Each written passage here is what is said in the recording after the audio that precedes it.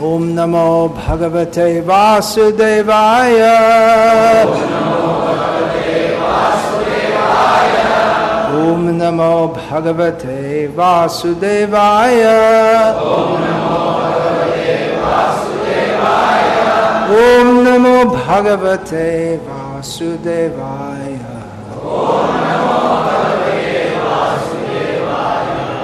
Om Jnanatirandhasya Jnananjana Shalakaya Chakshurinmilitam Yena Tasmai Shri Gurave Namaha. Nama Shreshtham Manamapi Shachiputram Atraswarupam Rupam Tasyagrajam Urupuring Mathurim Goshtavatim Radha Kundam Girivaramaho Radhika Madhavasham Prapto Yasya Pratita Kripaya Shri Gurum Tamnatasmi Andeham Shri Guru Shri Ataf Padikamalam Shri Guru Vaishnavamscha Shri Rupam Sagrajatam Sahagana Raghunatan Vitam Tam Sajiva Sadvaitam Savadhutam Parijana Sahitam Krishna Chaitanya Devam Shri Radha Krishna Pada Sahagana Lalita Shri Vishakha Vitamscha Hare Krishna Krishna Krishna Hare Hare Hare Rama Rama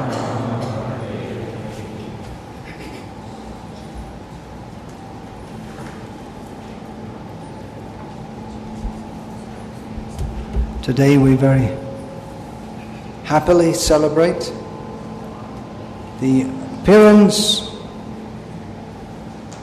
in this world, on this planet, in this Bharata Bhumi of Sri Ramachandra Bhagavan, who appeared in the Treta Yuga. That means how long ago? About how long ago is that? About 3 lakhs. No, it's actually about 177 lakhs. Because it wasn't this Treta Yuga, just before. It was a long time before. 17.7 million years. Go and tell that to your science teacher. No, humans at that time. They're only dinosaur. I don't know what they say. We don't care what they say. They're all nonsense rascals and fools. If they believe Darwin's theory.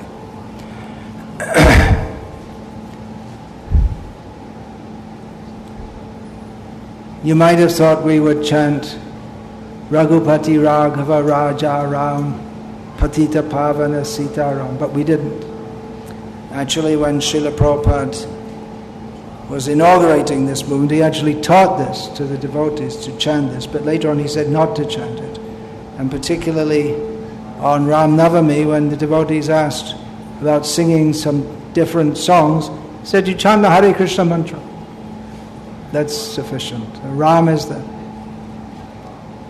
So I didn't chant that. Ramachandra is the Supreme Personality of Godhead. He has this unusual pastime, but all the pastimes are unusual. They're all atimartya, alokik.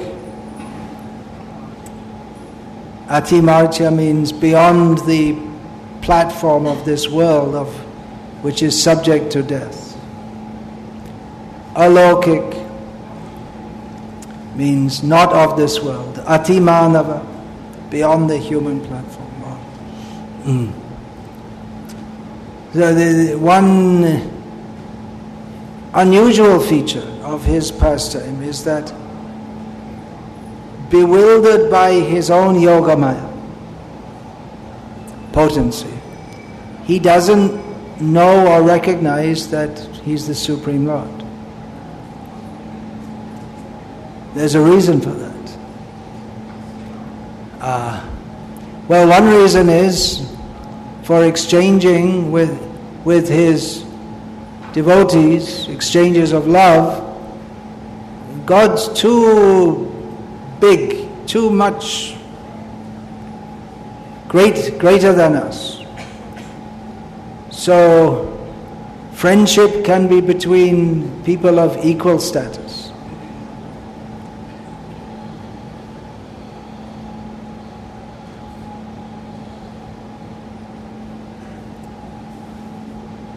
As Drupada told Drona, and they'd been school friends together, but later Drupad, he said, you're just some, I can't be friends with you, you're just some indigent brahmana, I'm a rich king, I cannot be friends with you. He insulted him in this way. So that's one reason. Another reason is that Ravana,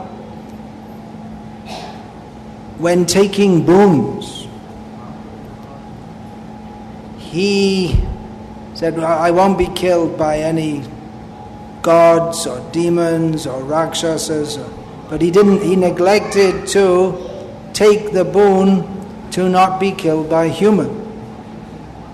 Because he thought, it's just like you don't pray, oh God, please protect me from the ants crawling on the ground.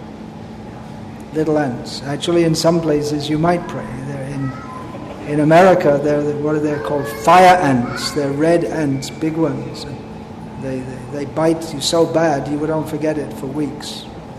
But little ants crawling around, you don't pray, oh God, please protect me. Do a special puja to protect me from ants. You don't bother. So Ravana thought, humans, I eat them for breakfast. I know what am I going to bother about protection from them?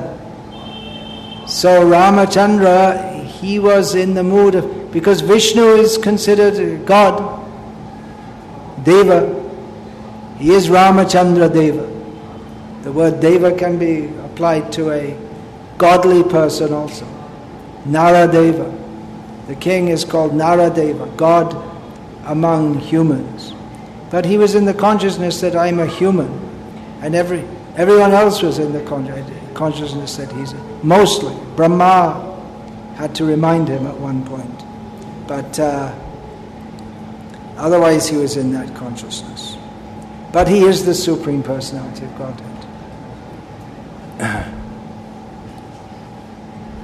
Which is why we worship him. Is it? Maybe. Probably. But he actually invokes much affection among his devotees. On this day in North India, you'll find so much festival. One time I came, I think I was in Mayapur for Ram Navami, then I came to Jharkhand, and we would drive the next day. We were driving through the villages, and you could see there'd been a huge festival in all the villages. There was all posters and banners and streamers. It was a huge festival, even up to the present day.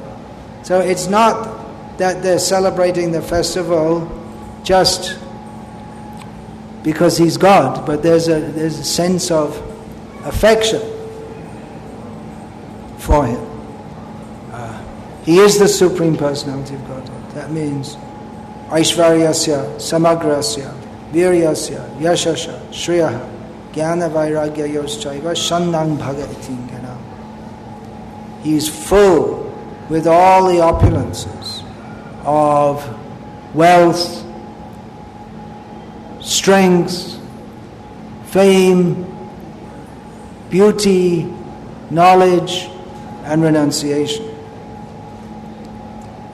Some of the avatars, they exhibit some of these qualities more. Mohini exhibited the beauty of the Supreme Lord in a female form. Balaram also, he manifests strength and beauty. Several of the avatars, they manifest knowledge. Hayagriva, for instance, and Hangsa avatar, they particularly give knowledge. Kapila gives knowledge. Krishna, although all the various forms of the Lord, they have all these qualities, but some of them manifest, some of them in particular, and others less so. So Krishna, he manifests all these qualities in all fullness. And Ramachandra Bhagavan also. Well, let's discuss that. To not to the extent as Krishna, but in Aishvarya, in opulence and wealth, the description of Ayodhya is there. It's the spiritual world. So it's full in all opulence. Even in this Kali Yuga, there were such great kings in India. They were so wealthy.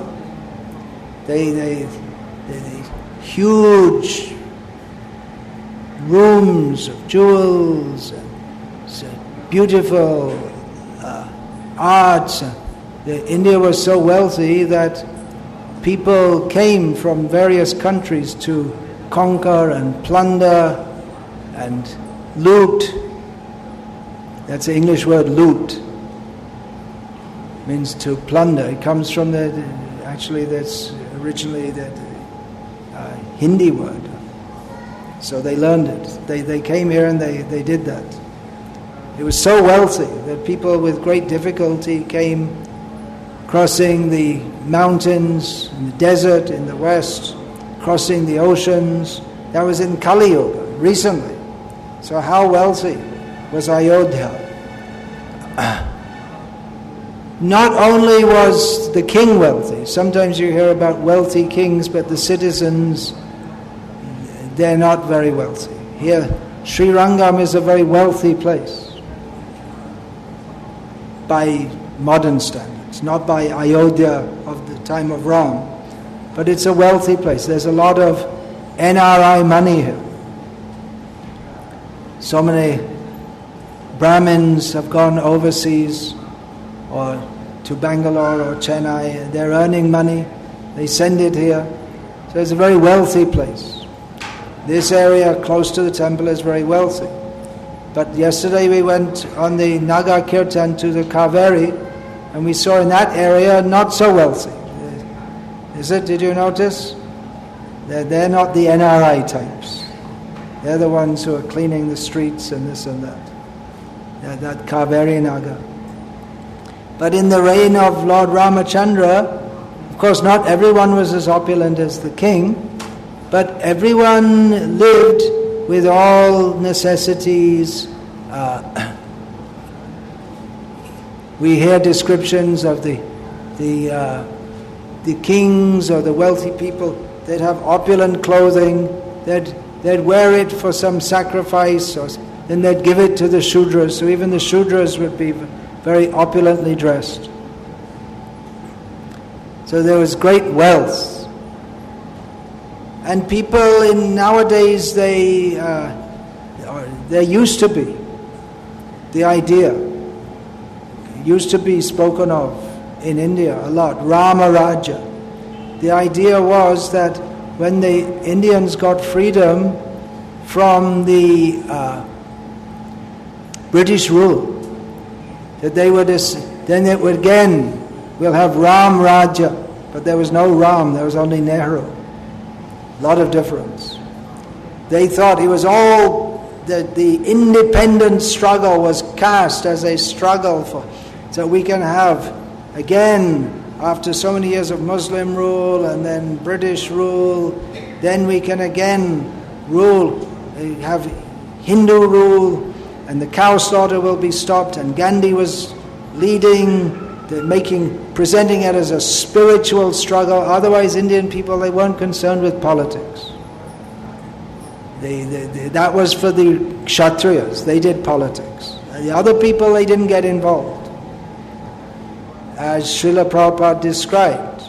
Prabhupada is right, it's common knowledge. The kings would be, the Kshatriyas would be fighting in one field, and in the next field the Vaishya would be overseeing the ploughing of the land. They didn't care who wins the fight, nor is anyone going to kill them. They just go on with their ploughing, and whoever becomes the king, they give them the requisite amount of grains after the harvest. It doesn't, because either king is supposed to rule according to dharma. So the Kshatriya, that was their business, the politics and fighting. But Gandhi and others involved the Indian people. They, for the first time, got them into political consciousness. That now we'll again establish. This Gandhi used to sing, Raghupati Raghava Raja Ram Patita Pavana Sita Ram Ishvara Allah Tera Nam Sabko Sammati De Bhagavan. He tried to make a little Islamicization of that also. But then after everyone thought, okay, now we've got independence, the first thing we're going to do is stop cow slaughter. But Gandhi said no. Gandhi, the one who had inspired them as a spiritual quest to get independence so that we can stop. It was understood. Hindu Rama Rajyam means first thing we're going to stop cow slaughter. But he said, no, you have to have cow slaughter because the Muslims want it. You can't go against their religion.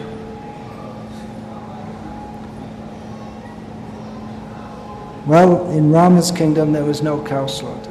We want that. Who will do that?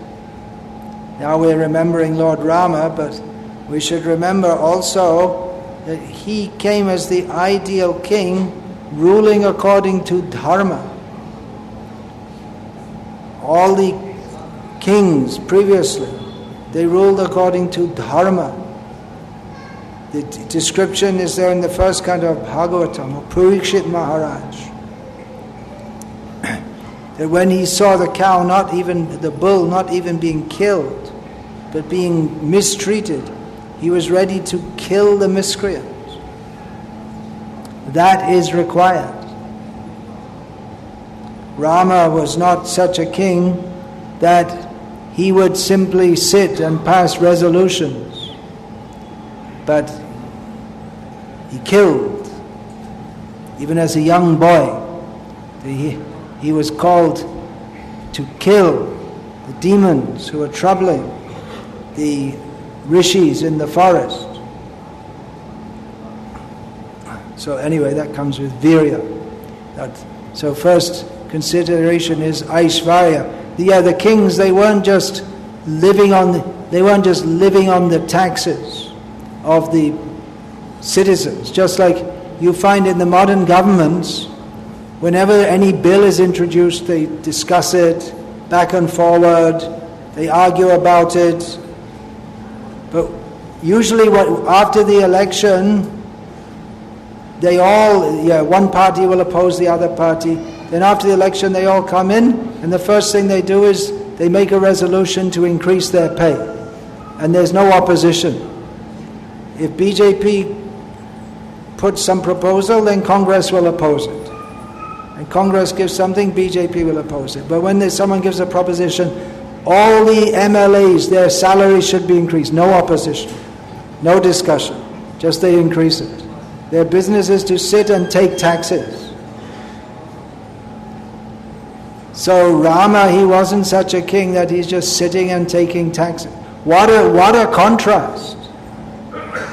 What a contrast between the Vedic kings and the modern rulers.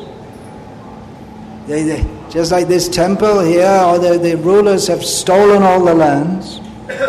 They steal the money, which is the pilgrims come and give the money. They steal it, and they can't even make facilities for public toilets for the pilgrims. They don't have anything for the pilgrims. The money is used for who knows what they use it for all the giving away mixies so they can get votes so that they can go on with their corrupt activities.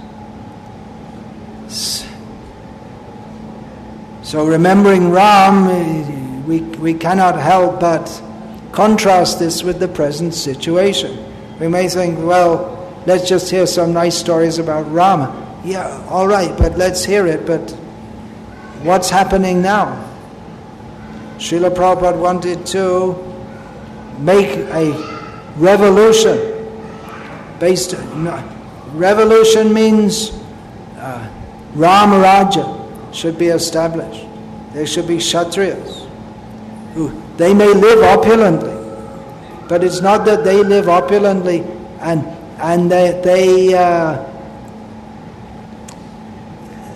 they don't care for the citizens. They can live opulently if they do public welfare activities. They can only take a certain amount of taxes in grains and milk products. We see that Nanda Maharaj, being very dutiful, he brought milk products to the king, to Kamsa. But the king then he has to see that the roads are kept good, and he has to see that there's sufficient water supply. He has to see the people are peaceful and cooperating, because if the kingdom is well managed, then he'll get his taxes. But it's not like in the modern age where people, even they don't get money, the leaders, they squeeze it out so that they can live opulently. But the king can only take a certain amount. He can't take more. So it's in his interest to manage the kingdom in a manner that he will be wealthy and others will be wealthy also. So it's a very good system. That the king, he's obliged to act for the welfare of the citizens. He can't just exploit them. And if he doesn't manage properly, then he can be removed. Or a king, a neighboring king, may, out of a sense of dharma, invade his kingdom.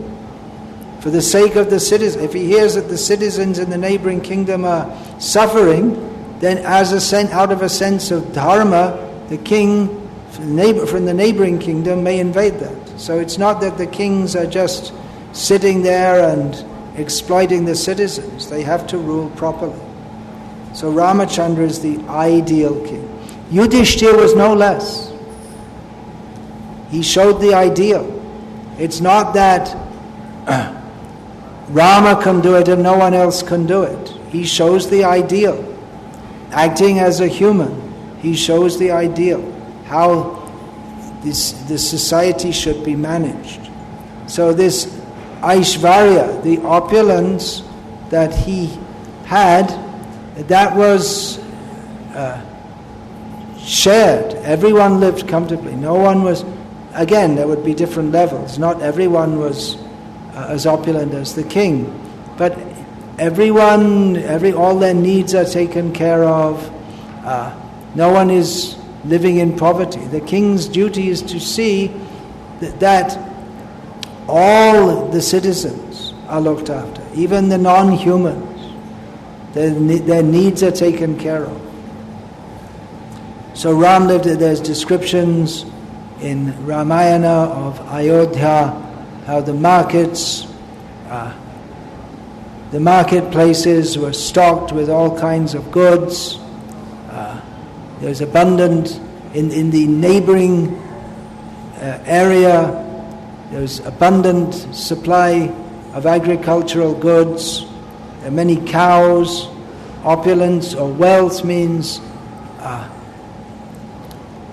dhanyavan dhanavan. Who has got grains, they're wealthy. Gavaya dhanavan. Who's got grains and cows, they are opulent. So plenty of grains, plenty of milk products, and then so many other things also. Cotton, jewels, silk. Srila Prabhupada discusses these points he goes into a lot of detail in this in his first canto purports of Bhagavatam, and again in the fourth canto in the discussion of Prithu Maharaj. So Aishvaryasya Samagrasya. Of course, all opulence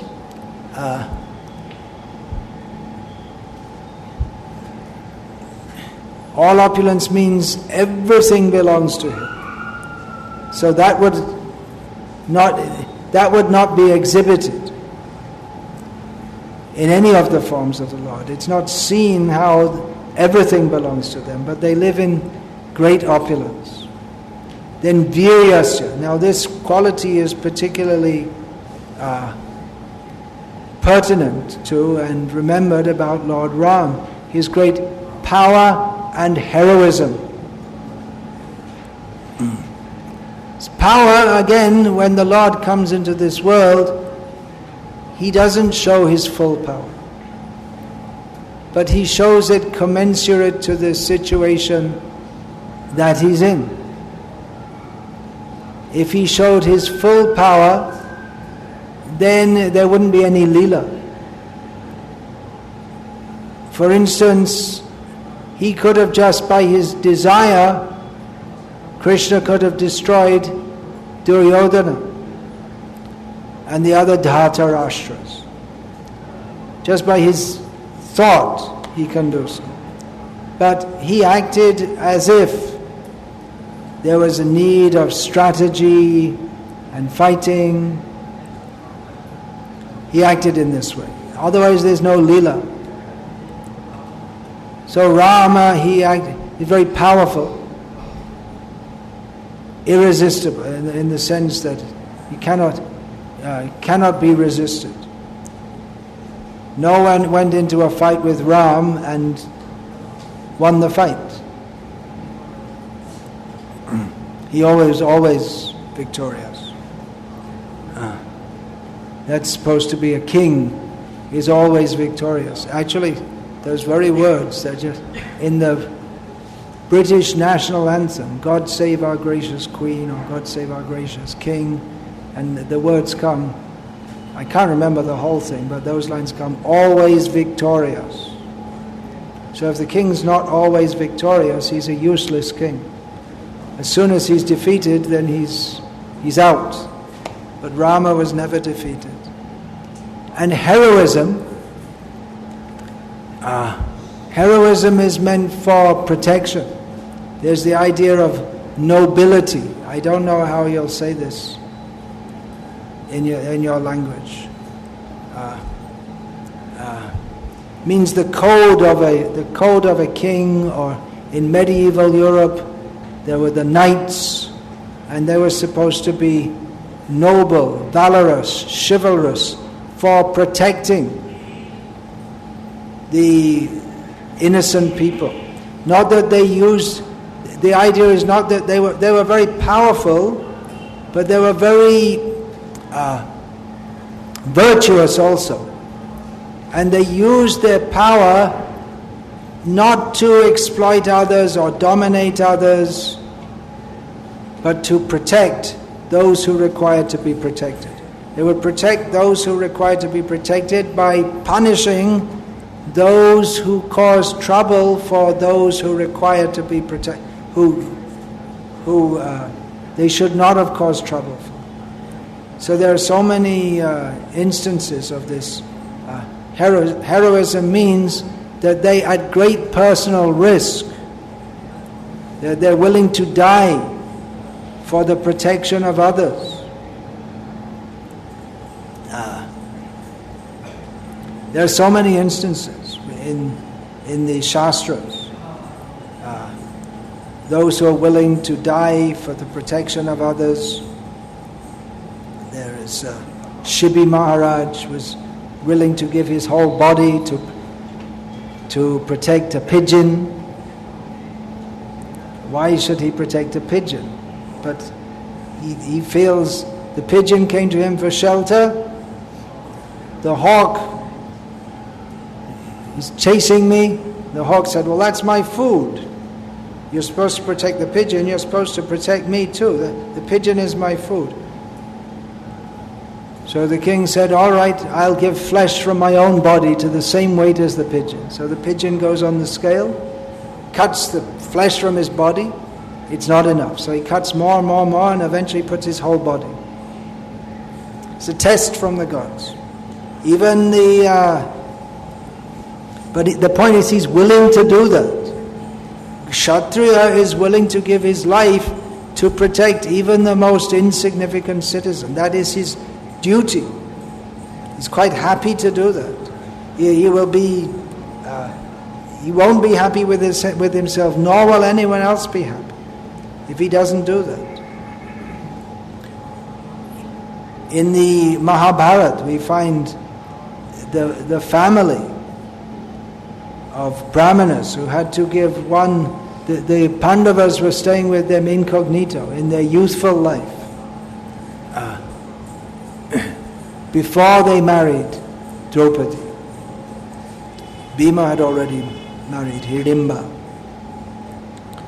So they were staying incognito, pretending to be brahmanas.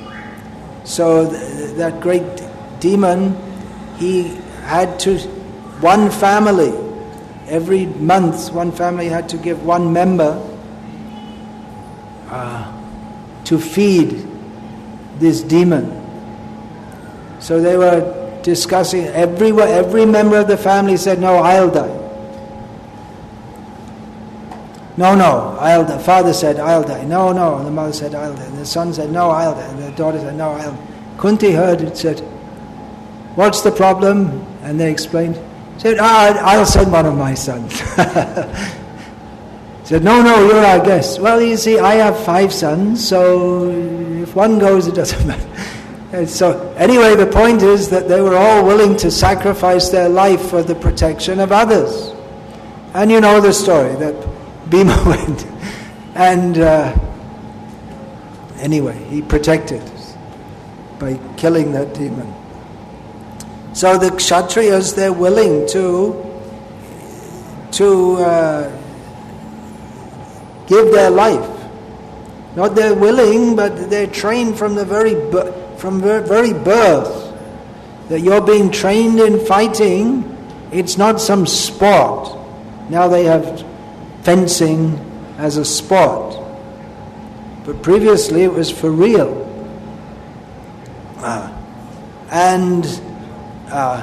That they were trained from the very beginning of life that you must be prepared to fight and if necessary die for the protection of others. So Rama has stood for millions of years as an exemplar to the whole Kshatriya race, how they must be prepared. Ram wasn't defeated, but if a Kshatriya is defeated, he'll die. He won't live. You conquer or die. That is their code. Of course, there are shameless persons like Jarasandha, who was defeated and then came back again, and again, and again, and again, and again, and again. 18 times. And Krishna one time, as a tactic, ran away and he called him a coward. What a person.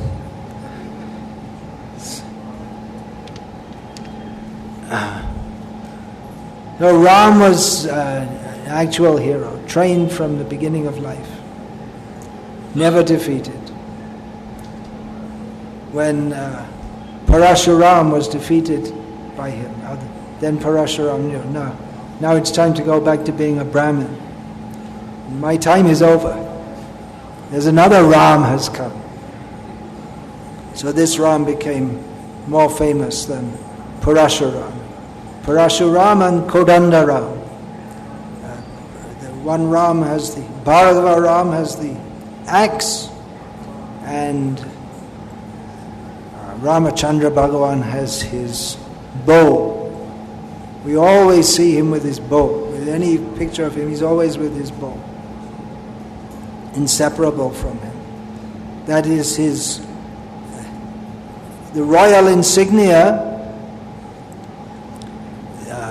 the crown, the chowri, that's the yak tail whisk, chamara. These are all royal insignia, but the bow So it's not just that he's got a crown for prestige and someone's fanning him. He's got the bow. That means that he has some work to do also. That is his duty, to protect others. And again, it's in a spirit of vanquishing the wicked for the sake of protecting the good. And Ram, from his very boyhood, did this. Even as a boy, that was his initiation into manhood, when he was called by Vishvamitra to kill the demons who were disturbing the Rishi's sacrifice. So that was his manhood. Then he was no longer a boy.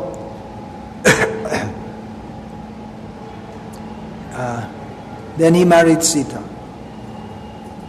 So then he's... so all very nice pastimes. Of course, if it had only been nice, then there wouldn't have been any Ramayana. Some tragedy struck. If it had been the story, then he killed the demons, he went to Janakpuri, he won the hand of Sita, he came back to Ayodhya, and they all lived happily ever after. Yeah, okay, we would have had Ramayana, the Balkanda, Ayodhya Kanda, and there wouldn't be much else to say. But it wasn't live happily ever after. Actually, Ram is always happy. Not that he's disturbed. When he was told that now you are to take over the kingdom, tomorrow you will be crowned, there will be your investiture. All right. Then again he was called, actually your investiture as the king is cancelled and you have to go to the forest. And don't come back for 14 years. Okay. He was always happy.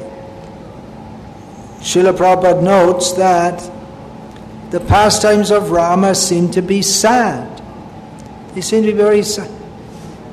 They looked very happy, then he was banished to the forest. And then in the forest they adjusted, they're feeling happy. But the inhabitants of Ayodhya, they're not happy. They're not at all happy. Dasharath wasn't happy. Even Kaikeyi wasn't happy. What to speak of Kaushalya. But in the forest anyway, Rama actually expressed, oh, we're very happy living here.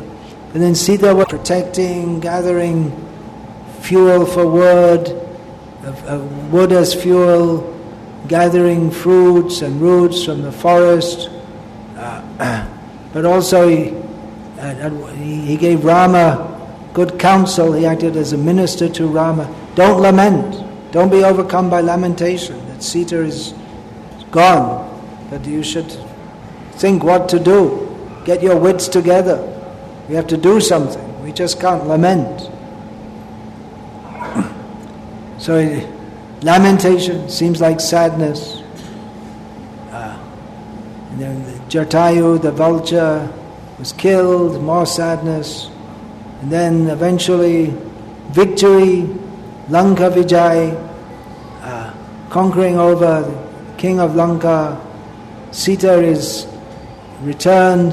Then again, distress. That Rama says, yes, now I did my duty.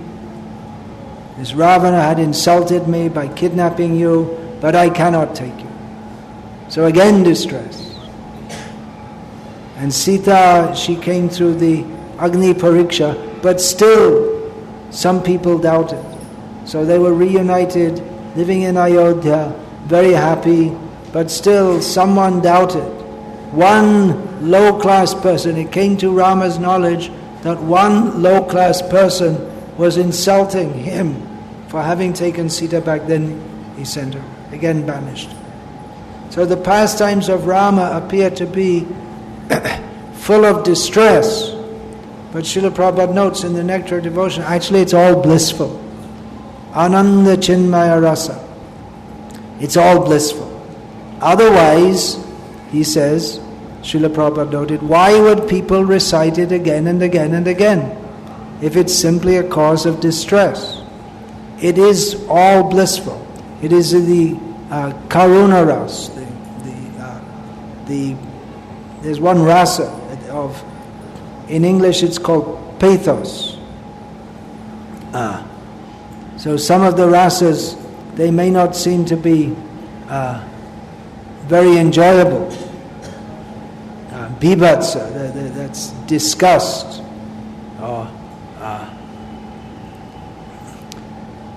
That might not seem to be very palatable, but in Krishna's pastimes, everything is palatable. It's very, very relishable. Not that we're relishing, oh, Ram is suffering.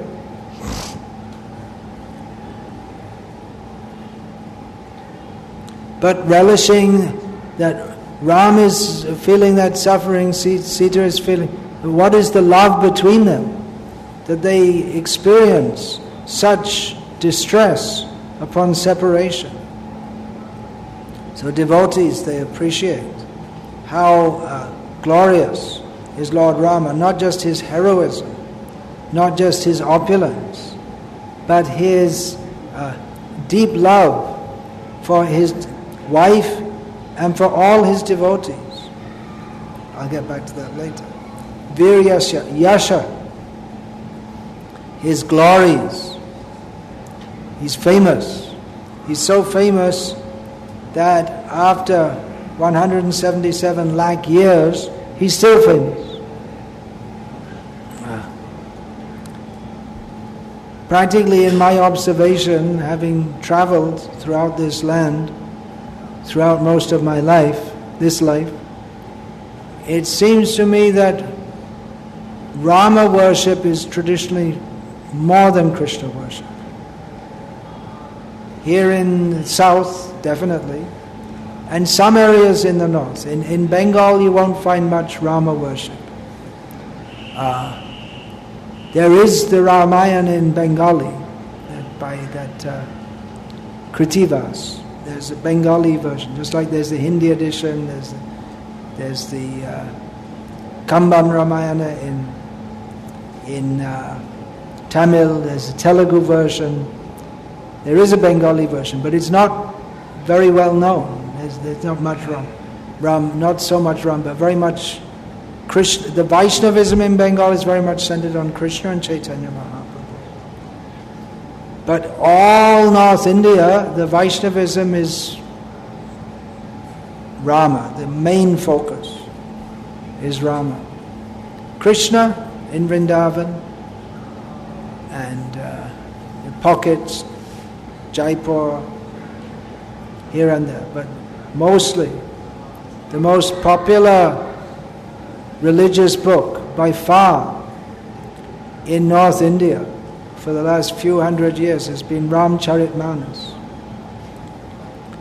So that's connected with the Ramayat or Ramanandi Sampradaya. So it may not be exactly the full conception, personalist of Rama. There may be some mixture there of some dharma, artha, kama, moksha desires all mixed up. But it's been tremendously influential. Many people, traditionally, they would know, even they can't read and write, but they know the whole, they know, practically they know so much. They may not even have deliberately, consciously memorized it, but just they hear it so many times that they just know it. I read a book about this. One Western scholar, he did some PhD. You know, they do PhDs. So he did one on the culture of Ramayana. He met some farmer, uneducated, and the farmer was, in discussing with him, saying so many lines from what they call the Ramayana. It means Ramcharitmanas. In North India you say Ramayana, they mean Ramcharitmanas.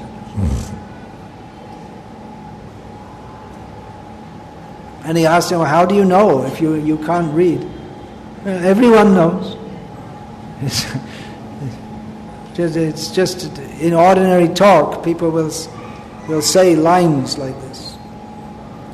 Just like in English there are so many quotations people used to know from the Bible. They don't even know it's from the Bible nowadays.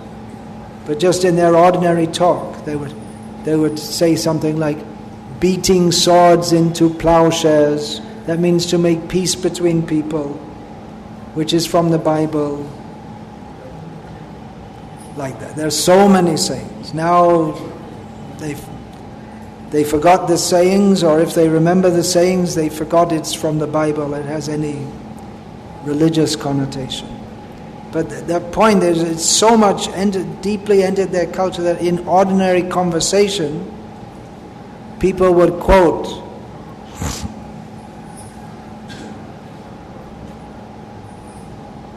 Ramayana. And so as far as I can see, in India and Nepal, in Sri Lanka among the Hindus, of course there are Hindus whose main focus is not Krishna, not Vishnu, Shiva or Murugan or Amman, and nowadays Sai Baba, Hare Krishna. Just said Hare Krishna, just purify myself after saying that. But among the Vaishnavas, Rama seems to be more famous than Krishna. Actually, if we were promoting Rama, maybe there'd be more response. Maybe. Because people have more feeling, isn't it? In Andhra also, more Rama than Krishna. It's only in Bengal and in Orissa, Assam, that area. And maybe you could think of that, promote Rama Bhakti. Not only in India, but Ramayana is also translated in Thai language, is central to the culture.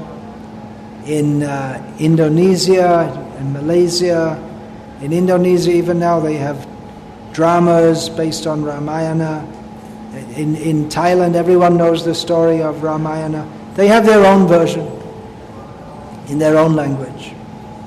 So all this area, Southeast Asia, was and is very famous. Of course they're Buddhists and Muslims, but they still have that feeling. I remember I was in Thailand for some time, and our devotees, before the TV serial came, they made an English rendition of Ramayana, or ISKCON TV or something like this. And devotees were acting, and we used to show this to the Thai people. And they would say, why is Sita, she's not very beautiful. They thought she should be more beautiful, because they got some 40-year-old devotees acting as Sita. So they were upset. Sita, she should be very beautiful. She doesn't know.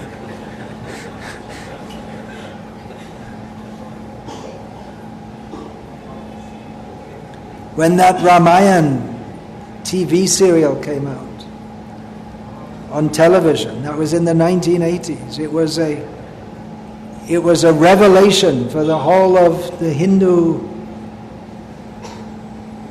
community all over India, because they'd never done such a thing on TV before. At that time there was only the government channel, Doordarshan, and they never did anything religious. I think it was Rajiv Gandhi, it's credited to him. They put the Ramayana each week on TV, and the whole of India would stop. And people bring out their puja plates. Mostly people didn't have TVs, so you had a TV, all the village would cram into someone's house, or they'd bring the TV outside. And people it just came to I think that was a major factor in the BJP coming up, that they realized that actually, despite all the propaganda against religion, people still love Rama. And it was a revelation. They couldn't imagine it would be so popular. So Ramayana came, then Mahabharata, and really the India today, it's different to the India when I first came. People were much more atheistic, actually, by the influence of Nehru and all these rascals, especially him.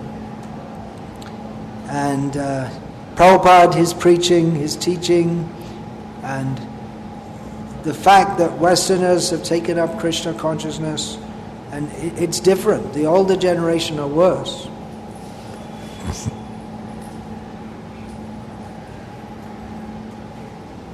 You may wonder, why did Srila Prabhupada, you see there's such good response to Krishna consciousness in India now, why did Prabhupada go to the West? Why didn't he just preach here? He could have taken so many Indians with him, but no one was coming. It was a different mood at that time. It was there. You can see it's dormant, because the response to that Ramayana, you can see it's dormant. But among the educated people especially, and at that time it wasn't like now where everyone gets educated, but it was a smaller class, and many of them, not all of them, many of them were very atheistic.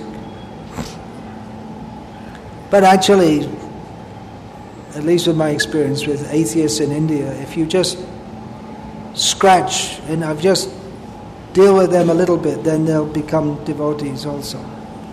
They're not, most of the atheists, they just need a little prasadam, or some little preaching too, and they're not hardcore atheists. They're just pretending. That's something else we should do. We should meet the atheists, and they're misleading people here in India. We should go and preach to them. We're always preaching them. Of course, it's natural, we preach among there are so many pious people to take to Krishna consciousness. But we can go to the impious people also. Preach to them. We can preach to the Muslims and Christians and atheists.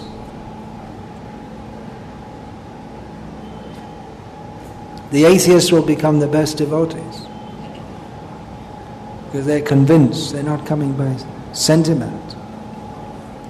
So anyway, Ram is very famous. He was playing as a king on this world, but the demigods were watching him. He was glorified in the heavenly planets. They're watching him because they wanted him to kill Ravana. He came for that purpose. Then beauty. What shall we say of the beauty of Rama? There's beautiful descriptions, beautiful verses. In all ways, he's most attractive. All attractive. Rama. Yeah, that I was saying his pastimes seem to be unhappy, but his very name means happiness. Ramante yogino nante satyananda chidatmani iti Rama padenaso parang brahma vidhiyate. The supreme truth is known as Rama because he gives pleasure, unlimited pleasure to the yogis. Yogis means they want to link with the Brahman. So he is Param Brahma. Param Brahma abhidhyate. He is known as, he is the Param Brahma. He is, he's all blissful. He's all truth. He's real bliss. Not the bliss of this world, which turns to distress. But he's all bliss. So, God means all beautiful. In the constricted conception of God, in the Judeo-Christian, Islamic, Abrahamic religions, they have no conception of God as being beautiful. They say He created this beautiful world. Their idea of beauty doesn't go beyond anything in this world. They have no idea of the transcendental beauty of the Supreme Personality of Godhead. They think, not only they don't ascribe beauty to Him, they don't think He has any form at all. They accept the conception of beauty, but they limit it to this world. Because they say that God has no form, that means no beauty.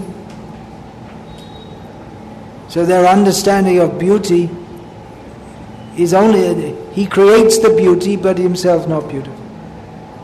Or you can't see His face. If you see His face, you'll die because it's too powerful, something like that. They're all different ideas. They have no idea of the beauty, what to speak of the charm, the personality. They're such a nice person. They have no idea. They're fighting and killing each other over religion, but they have no idea of their understanding of religion is so constricted.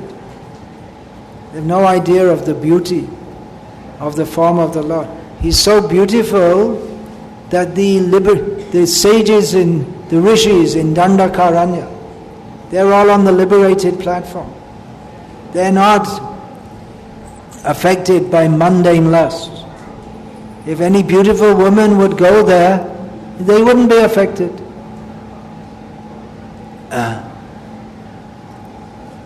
But when they saw Rama, they were attracted to him, to his beauty. Now you may say, well, that sounds something like homosexual or something like that. But it's not. It's completely on the spiritual platform. On the spiritual platform, the person in a male human body can be attracted to the beauty of Rama and Krishna. And that's exactly what happened. When Rama was in the forest, then the sages at Dandakaranya, they wanted to be in a relationship with him by which they could permanently appreciate his beauty. So Rama told them, that's not possible now, but you come back again. I'm coming again. In this, he can give them female bodies there and then.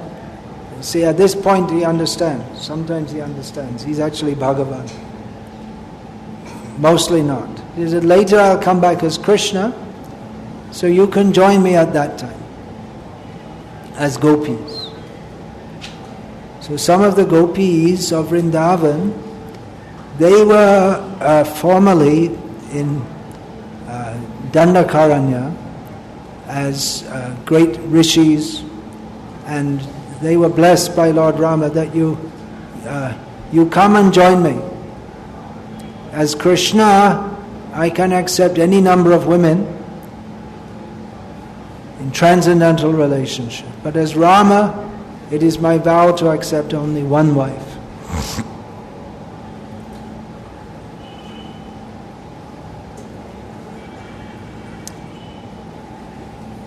So he's so beautiful that the great rishis who had conquered over mundane lust, they could not be attracted by any beautiful female of this world, but they were attracted to the beauty of Lord Rama. So we can understand how beautiful is he.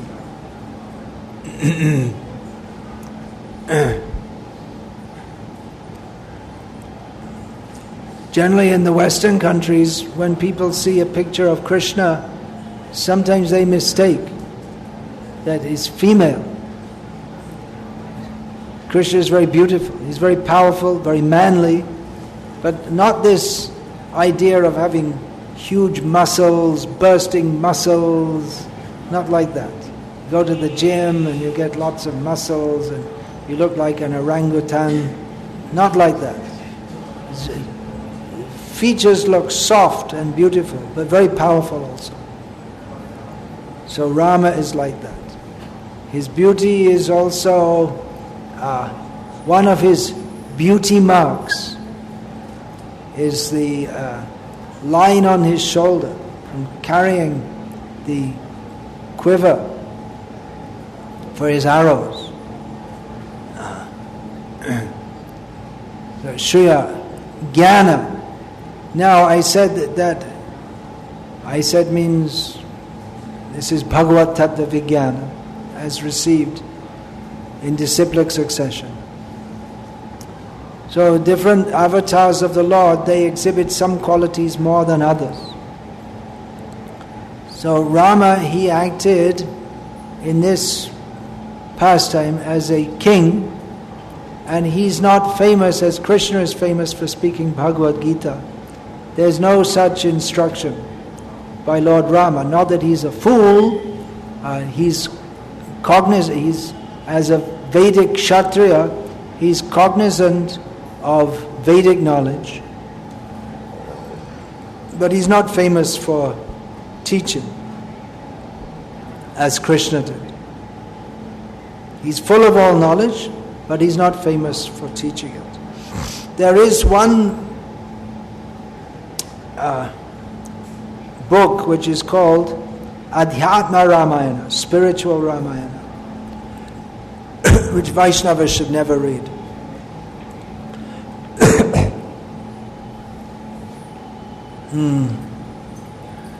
It's completely impersonalistic, and it's Rama being, it presents Rama as being instructed in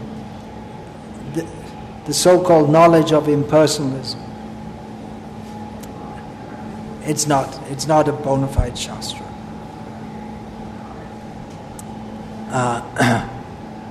So Jnana Vairagya. Now of course Rama, he exhibited Vairagya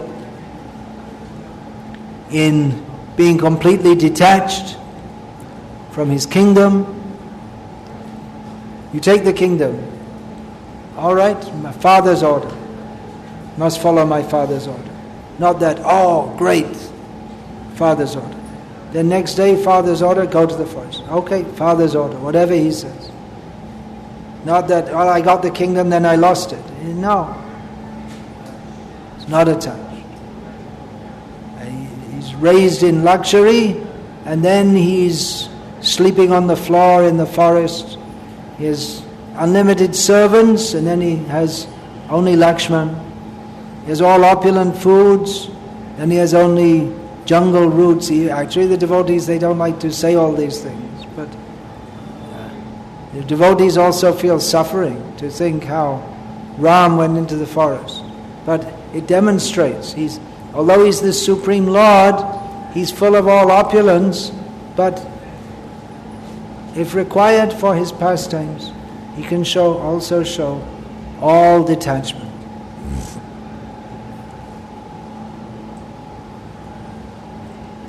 Even detachment for the sake of dharma. His beloved wife, he was also, even though it gave him great pain, he became detached from her.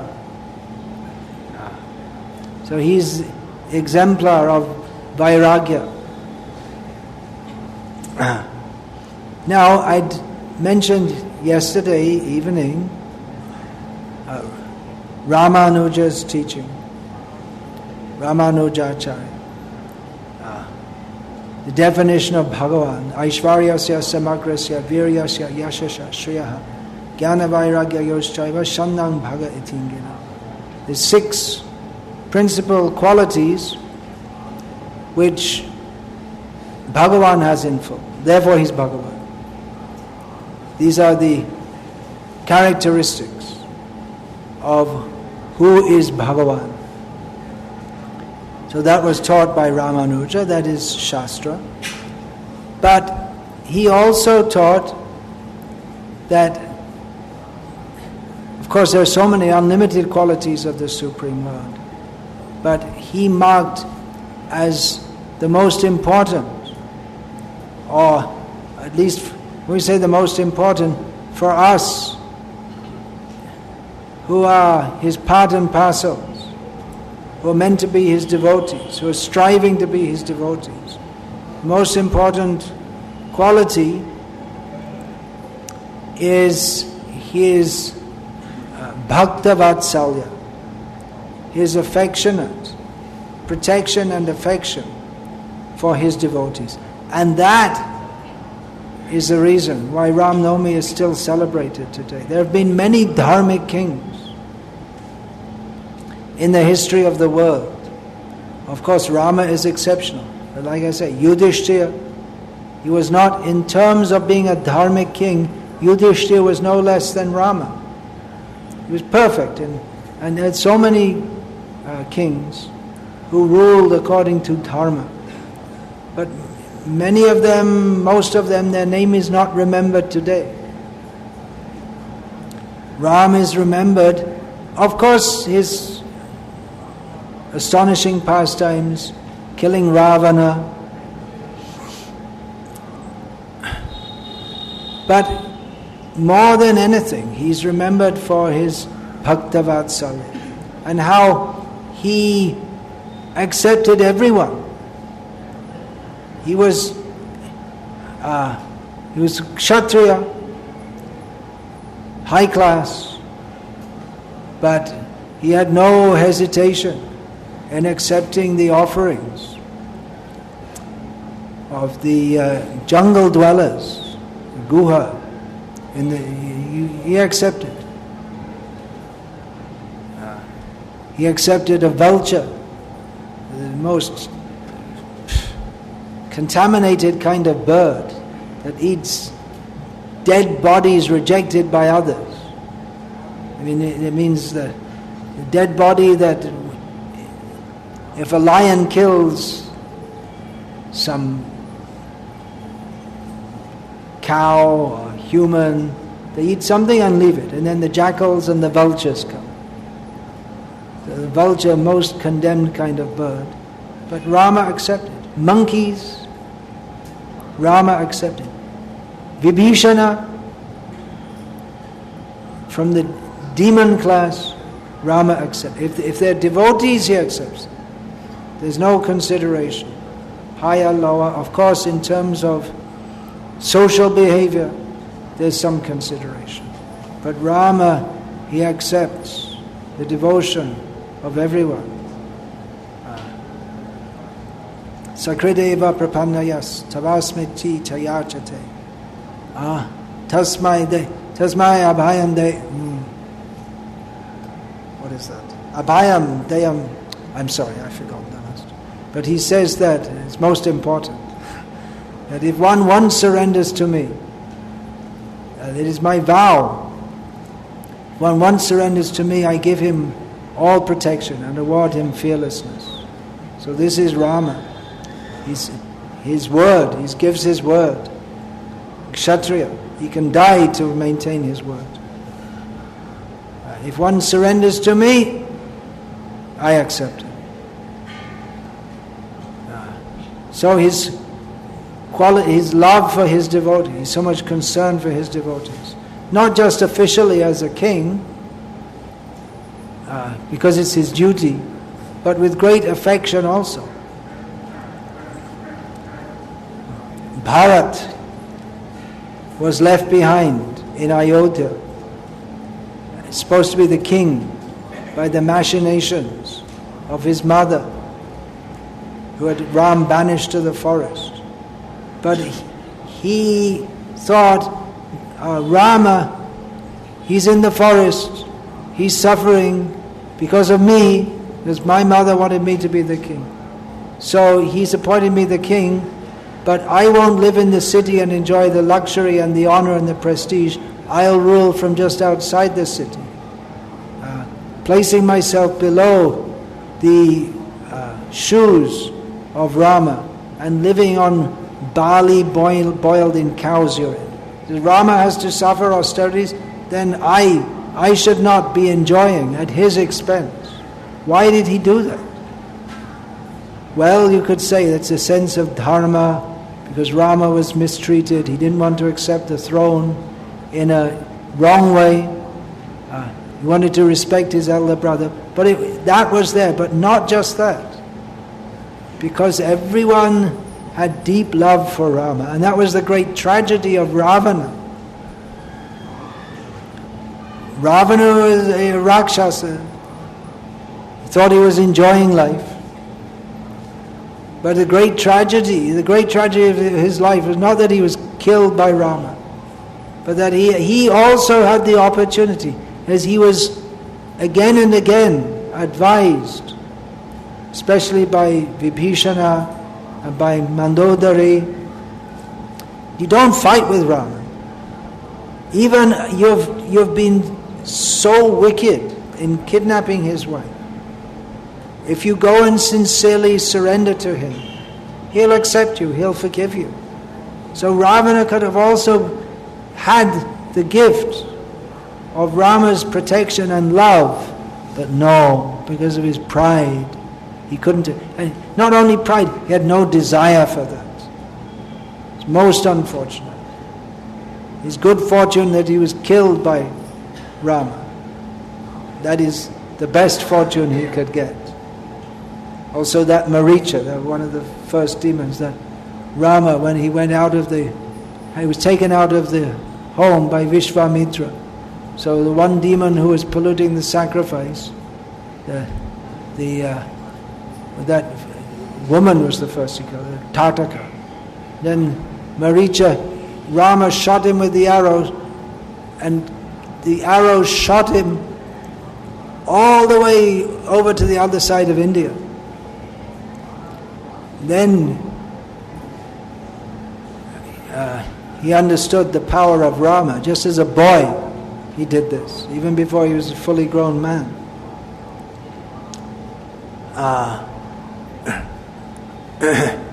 Then later, Ravana, inspired by Shurpanaka, he wanted to kidnap Sita. So he went to Maricha, that you have to help, because I have a plan. You go as a golden deer. This way you entice Rama away. And Maricha told him, you're a fool. I'm telling you frankly, I'm your friend, and I'm telling you, you're a fool. If you have any good sense, forget Sita, forget Ram, you're living happily in Lanka, just go and be happy and forget all of this. Because Rama will kill you. Ravana said, oh, no, he's just a human. What are you talking about? He's just then I know his power. Just as a boy with this arrow, he shot me onto the other side. I'm so afraid of him. If I even hear anyone say any word, the syllable Ra, I become afraid. He's going to say Rama. When I see a tree, I'm afraid Rama's behind it. He said, you forget all that. He said, Ravana said, no, you do what I say, I'm your king. He said, so Maricha said, okay, all right. At least Rama will kill me. Either I'm going to be killed by you for disobeying you, or I'll be killed by him. Better be killed by him than you. That'll be my good fortune if I'm killed by him. If I'm killed by you, I'll share in your sinful reaction. At least I can get some benefit by being killed by Rama. So that was Ravana's benefit in his life. He was killed by Rama. He couldn't, even Maricha, he could have gone and said, hey, Ravana, he told me to do this, but actually, I'm not going to do it. And Rama would have protected him. But anyway, there had to be the Leela also. Otherwise, there wouldn't be a Ramayana. Ravana, the most unfortunate person, is Ravana. He could have got his attitude, he couldn't get the mercy. And the only way he could get the mercy of Rama was being killed by him. So, as we're preaching Krishna Bhakti, we can also preach about Rama. Why not? People love Rama. Everywhere. By his pastimes, Rama, he had to wander from North India to South India, here and there. So there are so many places where he visited, and people remember up to the present time. Just next to Salem, Ayodhya place visited by Lord Rama. There's so many places visited by him. So we should tell the people, you're fortunate, you're living in this land. This whole land is purified by Rama, Balaram, Nityananda, Chaitanya Mahaprabhu. Krishna also visited so many places. What to speak of so many great devotees. Previously, people used to go by foot on pilgrimage. So many thousands, millions of devotees have purified this land by walking here and there to go on pilgrimage. This great acharyas, Ramanuja, Madhva, they walked here and there. They purified the land. So, how blessed is this land? We should remind people and ask them to chant Hare Krishna, Krishna Krishna, Hare Hare, Hare Rama, Rama Rama, Hare Hare. Now the people of India, they've become the most unfortunate.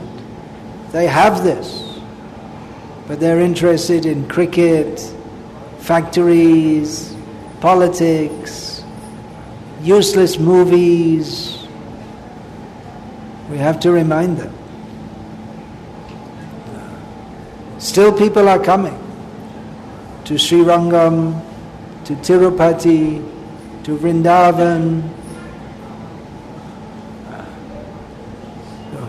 It's a great opportunity, actually. We should, from Srirangam, we should preach. No one's preaching here. Velaguri Krishnan, he's preaching now. Otherwise, no one was preaching. There's great opportunity for preaching, and not only to the traditional Vaishnavas, Iyengar community, but so many people come. All the Ayappa Swami followers, they come here also. They can also be, they should take books. Great opportunity. Let us pray on this day for the mercy of Lord Rama, that he can infuse us with little of his potency, so that we can again revive in the hearts of the people the natural love for him that was with their forefathers. They had this whole area, this South Telugu speaking area, Tamil speaking area, practically everyone, they all had love for it. Was just everyone, it was just normal. They forgot that.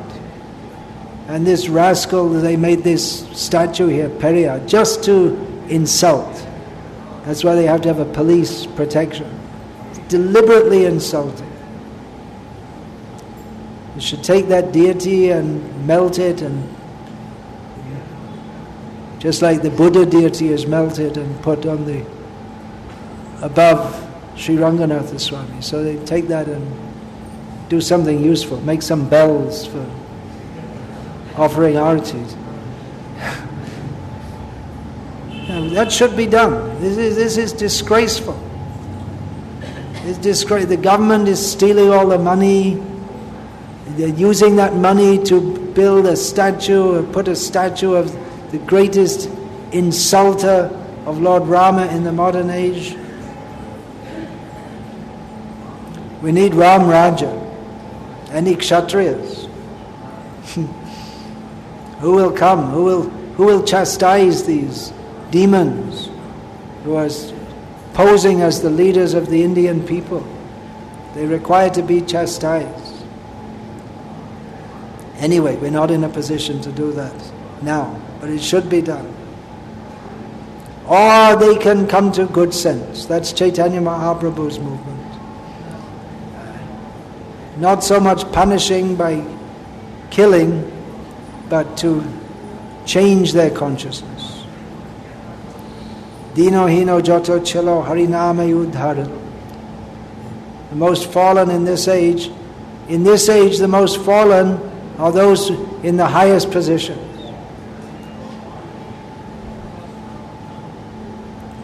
Now we're recruiting people to this Hare Krishna movement. It's not all the big people, all the big, famous, wealthy, influential people. They're not coming. They should also come. Anyway, Hare Krishna. I'll finish now. And we'll have a break so you can all finish chanting your rounds if you didn't finish this and that. And there'll be breakfast prasadam for children and the elderly. Hari Bhakti Vilas states that Ekadashi fasting should be observed by everyone from the age 8 to 80. So all those who are under 8 or over 80, they can take some prasadam. And maybe older kids who are not very old and are not used to all this, they can take some also. Then again, what time do we have to convene? I'll come about 11:30. So if you want, you can go on with bhajans now, or you can take a break. And one suggestion I have is that, say from 10:30, you can get the 9th canto of Bhagavatam and just read that whole section. You'll have time to read the purports also. So you can do that in English and Tamil. You want to do that? You can do that. You can, at least the English you can get from the computer. And Sri Giridhari must have, I think he has the Tamil in his anyway you can get from the local center. Hopefully, presumably, they have Bhagavatam set there. Hare Krishna, Jai Sri Rama, Jai Shri Ram, as they say in North India.